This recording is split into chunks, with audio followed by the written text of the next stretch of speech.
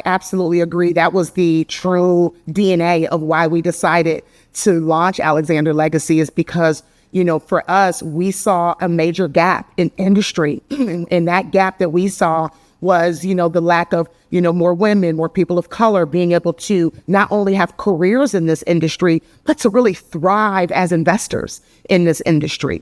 Because again, many of this, you go back 50 years, we're just getting started in some cases. And so, being that I've been very fortunate to be in the industry 31 of those 50 years, right? I've seen a lot going through the 90s, the early 2000s. And now here we are in 2020, almost 5. And we just know, like, if we're going to make a difference in this world, if we're going to not only have to close the wealth gap that we know is critical, as we look at things like inflation, the fact that many young people are being etched out of even being a first-time home buyer, right? Hope and I bought our first home in our early 20s. To think nowadays, is that even possible for our young 20-year-olds to even be thinking about purchasing a $300,000 home in Chicago?